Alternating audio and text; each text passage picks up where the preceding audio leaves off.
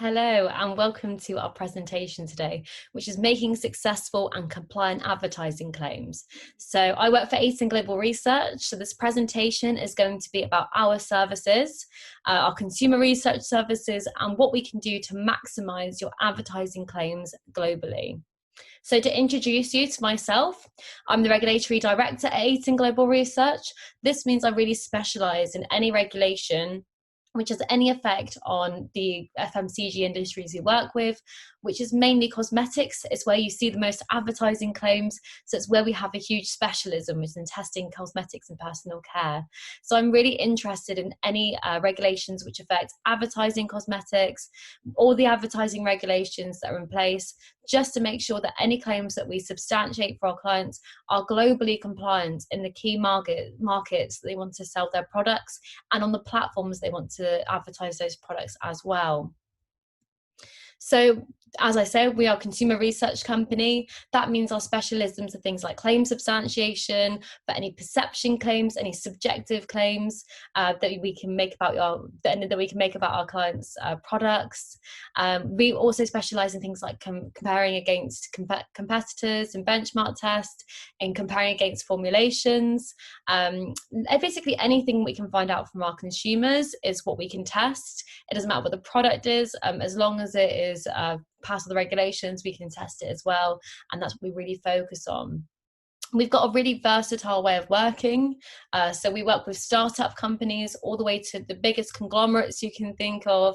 Our clientele is hugely versatile. And in doing that, we have a really different way of sort of working. You get your own individual study manager who will learn how that you like to work, whether it's doing everything from designing the protocol and questionnaire for you, or you just simply giving us an order form and saying what you need. That is how we can work. We have a profile panelists of over 590,000 trained and profile panelists on our system globally. This means that we don't have any third-party samples. They sign up to test for us. They know all of our terms and conditions and the best way to review products, making sure that they answer honestly. So obviously, not only can it be used for claim substantiation, but it also means that you get really honest feedback about your product when you're developing it as well. So we've got over 10,000 studies on record, ever growing. We're on to have our busiest year so far. So a lot of that kind of comes derived from the COVID pandemic, and obviously people really wanting to use in-home tests where you can't go to clinical laboratories. So we have a huge wealth of experience to do with that. So for any product you kind of come with us, it's very unlikely we haven't tested it before. And if we haven't, we've got so much industry knowledge that we're very confident in testing new types of products as well. So to kind of put everything into context, I really want to go through some case studies today from some of our lovely clients, because it really helps you see from how we designed a study, how we kind of did that study, how we conducted it, but also how that evidence was then used in marketing. So the first client I'd like to talk about today is Temple Spa. If you haven't heard of them before, they're quite a UK luxury brand of cosmetics. They really specialise in things like spa cosmetics, things that are sold in spas, but now have a direct-to-consumer kind of way of selling as well. They have for many years, to be fair. So they really wanted to, for this study, which is called the Double Cream, so it's a hydrating moisturizer, they wanted to make sure that the claims are obviously compliant in the territories they want to sell, but also the claims that are particularly surrounding skin nourishment, hydration, and soft skin feel. So to kind of put that into the overall picture of legislation, as I said, that's my passion, is about cosmetics regulations and advertising regulations. It's really important as part of the European Advertising Standards Alliance Code of Conduct to make sure that you have claim substantiation in place before you even launch your product. This is because if you ever an SRO, which is a self-regulatory organisation, ever comes up to you needing your evidence, you need to have that in place already. You can't you need to provide it without delay. So it's really important to have your claims substantiated and the relevant body of evidence behind it before you launch that product. So the protocol for this study in particular, the study was conducted in the UK. It's a single placement product, which means we're investigating one product at one time, just by replacing their usual moisturizer. It's a 4-week study. This is quite common for anything we want to see an ongoing benefit. So, you know, you get sort of things that have instant results, but usually for things like moisturizers, you might have it over quite a few weeks to see how that benefit really improves for the consumers. Obviously, it's an in-home test, so they're looking at that perception themselves. What can they self-assess? So we need to give them the opportunity to notice it. They regularly have to use a cleanser, toner and moisturizer as a whole regime. It's really important because when this product is sold, it's going to be sold with those usage directions to use it after cleansing and toning. They need to have dry to very dry skin. This is a super sort of, like it says, kind of really intense hydrating moisturizer. So we don't want people who have oily skin already. They need to have the right skin type. We've got a nice wide age bracket because that's what we're expecting the consumer to have, which is 25 to 60 years old. I've put on here that it needs to be national if marketing data is to be reliable.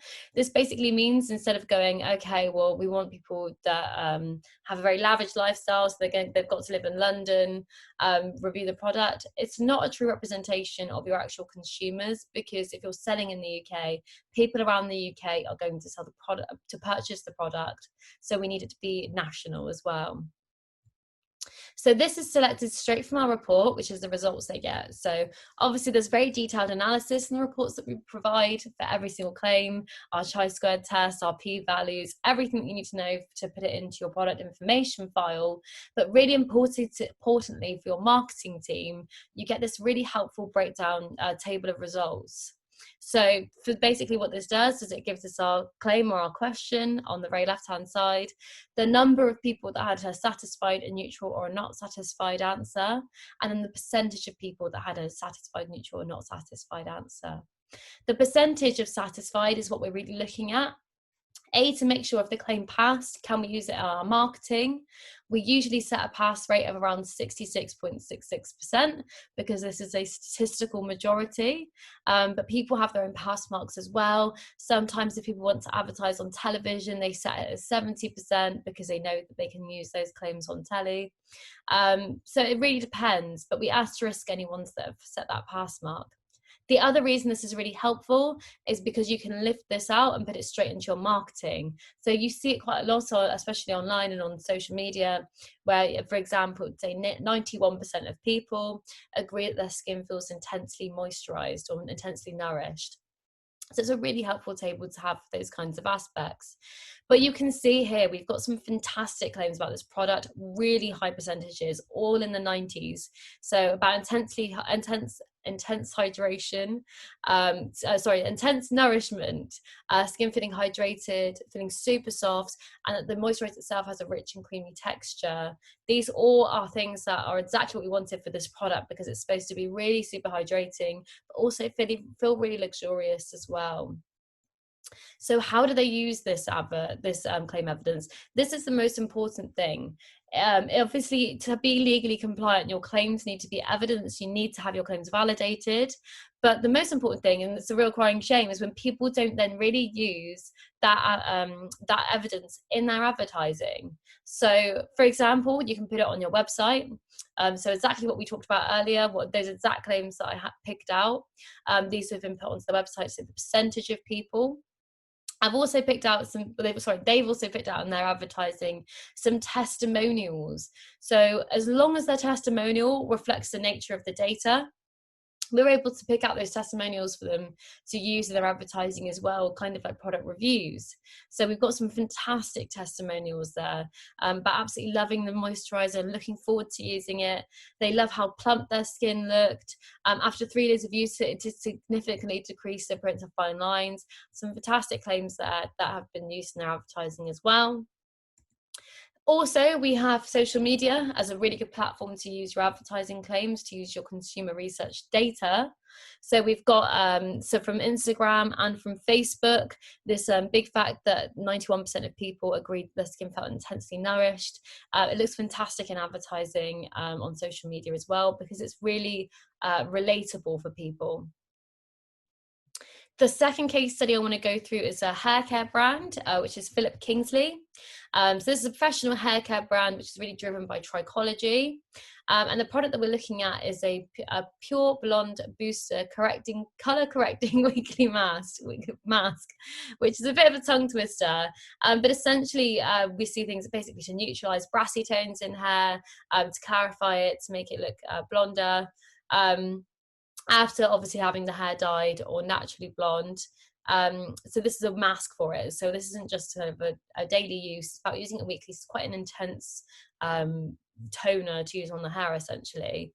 They also wanted to gather before and after photos. So this can also be done through consumer research. You can use them in your marketing and videos and anything like that. So that's also something we looked at in this particular study.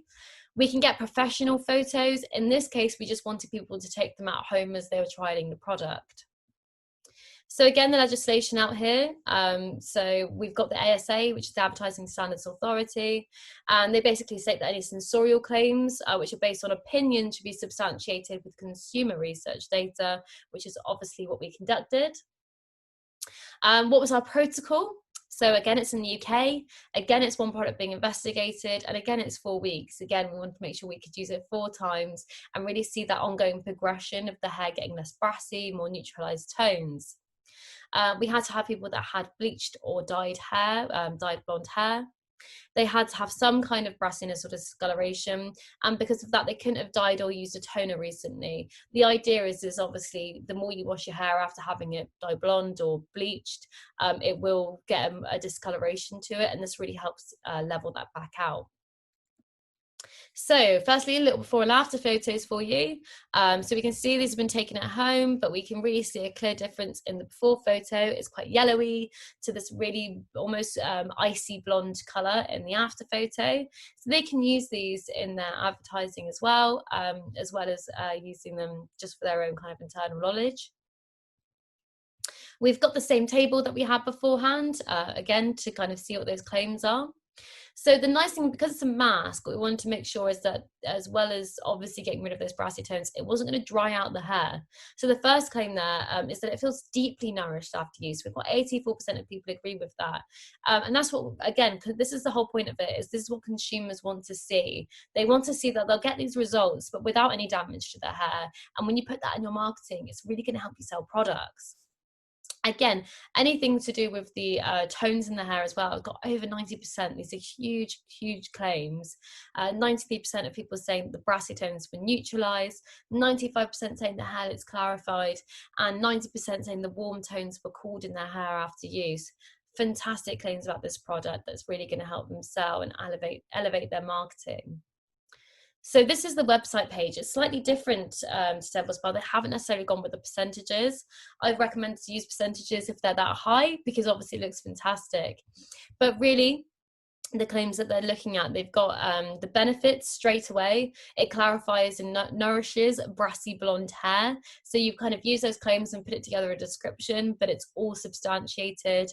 It deeply nourishes and instantly neutralizes brassy blonde tones, leaves the hair feeling restored and looking clarified, which is fantastic. And they've got product description there. They've also got some clinical information, as we can see, to do with moisture retention, improving elasticity. So you can really use both of it. And I always say this, don't feel like you have to choose consumer or clinical research. They've used both, and it looks really fantastic in their advertising. So how do they use it on social media as well? So they've got 90% of people agree that their warm tones in their hair were cooled, which again is great. They had some more claims along there as well. They did kind of a sweeping series of claims they got from their study across their Instagram. They've also used the before and after photos as well. So you can see they've got the before, very, very dark blonde, and after, much, much brighter. So again, it's a fantastic way of using that in their advertising as well as the claims. So really overall, the point of product testing with us, as I said, is you can really target your consumers. So there's a place for clinical testing, there's a place for consumer testing. And certainly with consumer testing, the main thing is you can recruit your panelists based on whatever you need to. Anything from gender to skin type, to their product preference, to their skin color, to the stockist, so where they sell products, anything basically that you need to find out about your product, about the people reviewing your product, whoever your key consumer is, that's who we can recruit.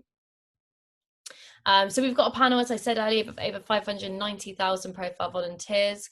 When I say they're profiled, it's about 180 essential questions, and anything other than that, anything above and beyond, we can also do through screener questionnaires. This means we can generate really bespoke subgroups of consumers.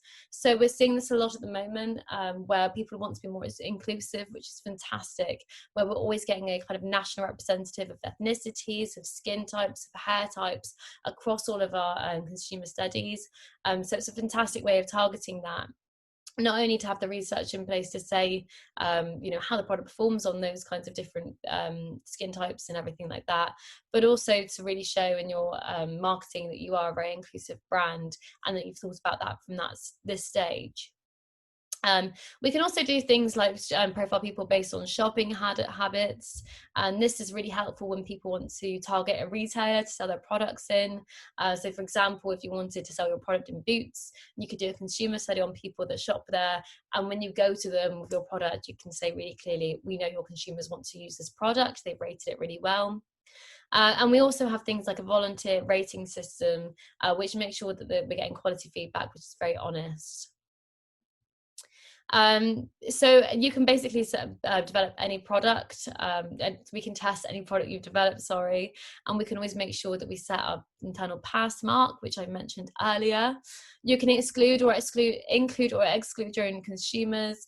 If you include them, generally the products are debranded anyway and run blind, so it doesn't get a bias, but you just get that genuine feedback on how your consumers rate your product.